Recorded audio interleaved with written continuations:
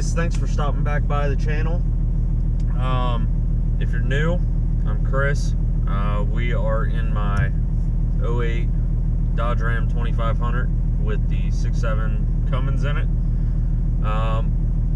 Today we are getting ready to go over to O'Reilly's. We're going to check and see if they got a new tensioner and Gates serpentine belt for the truck, because I'm not sure if you can hear it while all the windows are up, but I've got a really annoying squeak, and I'm just getting tired of it. So we're gonna go ahead and see if we can't get that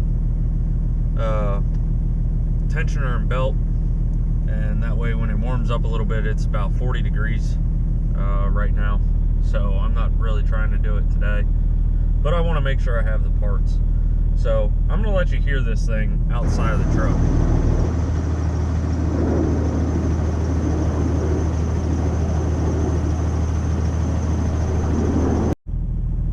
Now, I don't know about you, but that is probably one of the most annoying things about my truck at this point.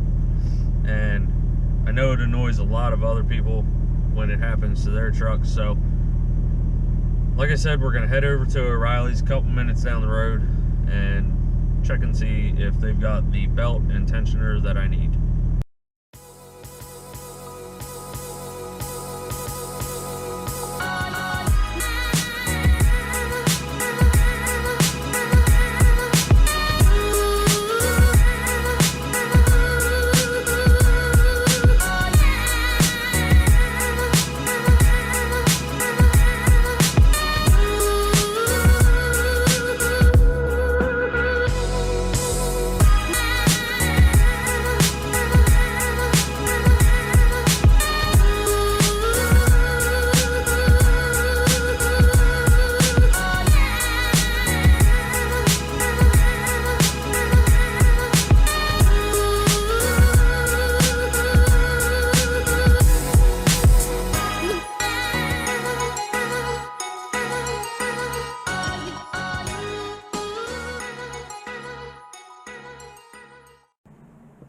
Here we've got the Gates 8-rib belt. That's the part number, K081264. They didn't have the green heavy-duty belt, but I figured I might as well just go ahead and get it. I mean, it doesn't really make that much of a difference. It just kind of looks cooler, I guess. And here is the Gates tensioner, part number 38285. So let's open that up and check it out.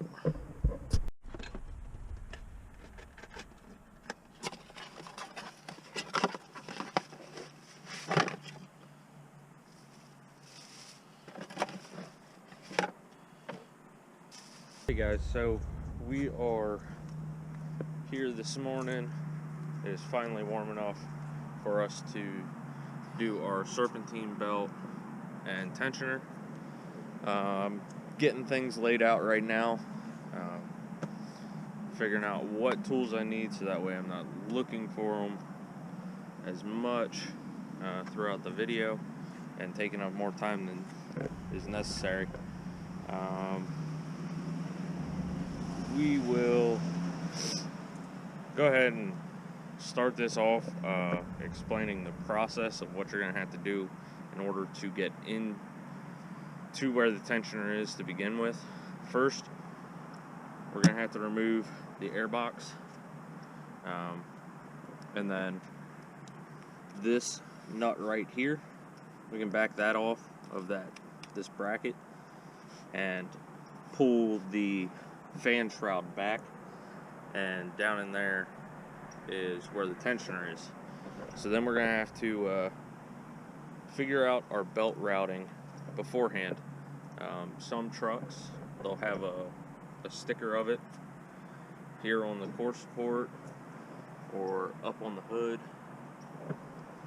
As you can see, mine does not. So we got to figure out the routing before we take the belt off, So that way when we put the new belt on and the new tensioner, it all goes back the way it's supposed to, and we don't have any issues. I'm also really hoping that it is the tensioner pulley, and it's not like one of the idler pulleys or the water pump or something else,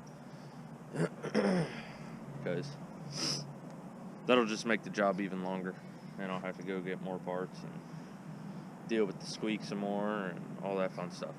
So, like I said, we're going to go ahead and pull out the air box and get the fan shroud pulled back, and then we can figure out what our belt routing is, and we'll take a picture of it or something.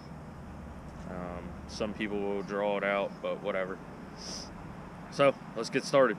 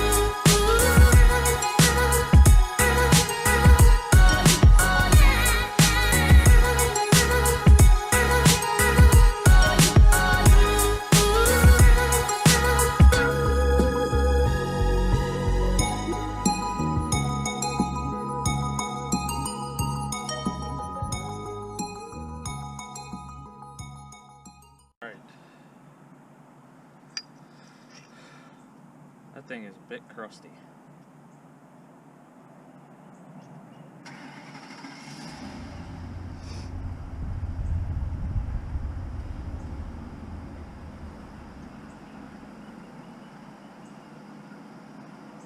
I don't really hear anything, so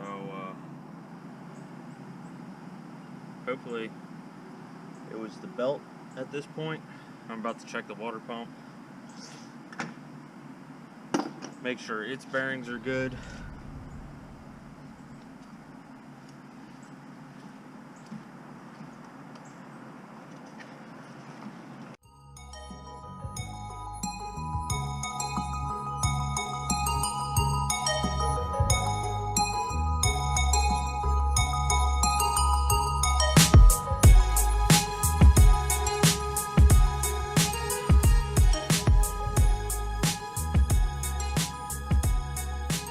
Dude,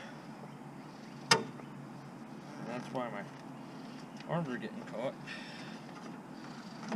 Okay, so there's the old belt.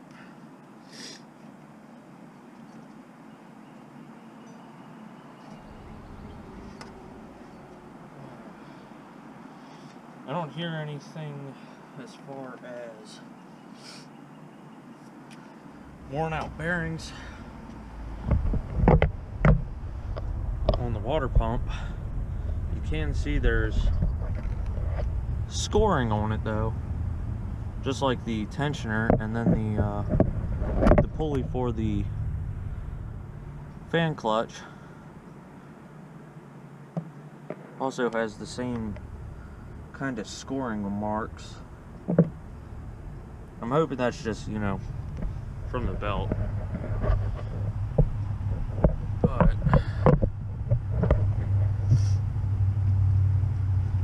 it's too late now. I already got it off. So we gotta get this new tensioner on. I gotta say, this one's already feeling like it's better quality than the one I just took off. Definitely feels like it's been built more rugged. I am gonna have to get the belt routed some before I put this on though. So hang tight, I'm gonna get that on.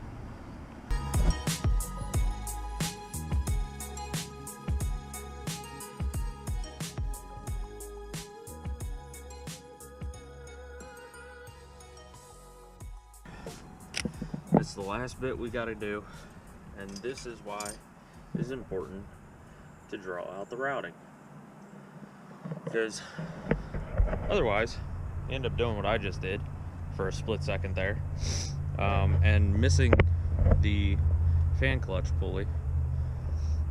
So now that we have that, we'll tighten the tensioner bolt down, and then we'll go ahead, relieve the tension of the belt so we can get that final pulley finished, and hopefully that takes care of the squeaking problem.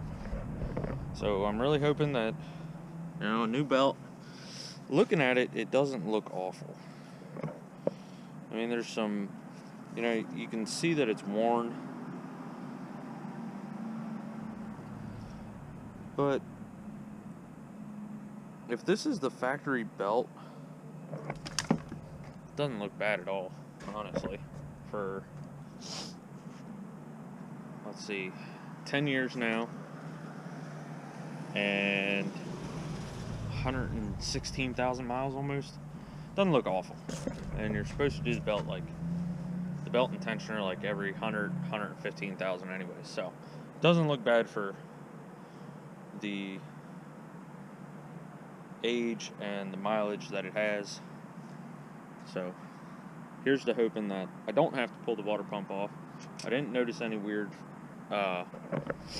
chirping noises out of any of the other pulleys that would indicate that the bearings are bad. So double check them all. If I can get my hand down in there.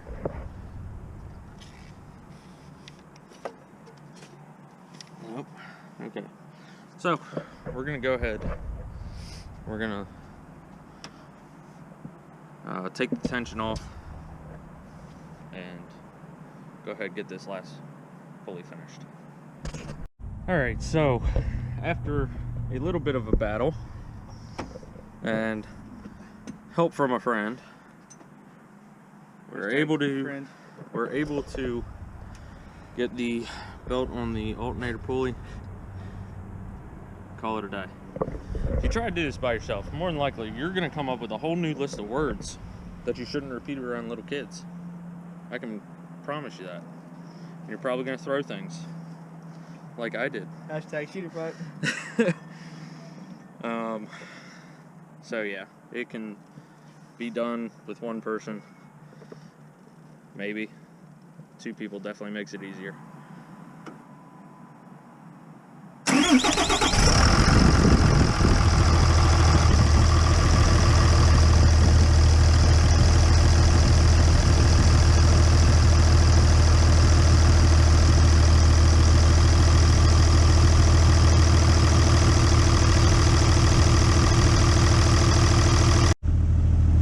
Another thing to note is make sure any sensors that you have unplugged related to the intake system, you plug those back in before you start the truck. Otherwise, you end up with this code and this code.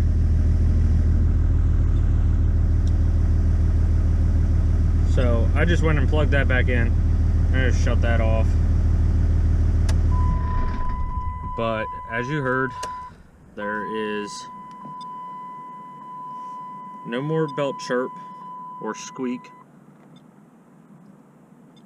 I'm going to go ahead and clear these.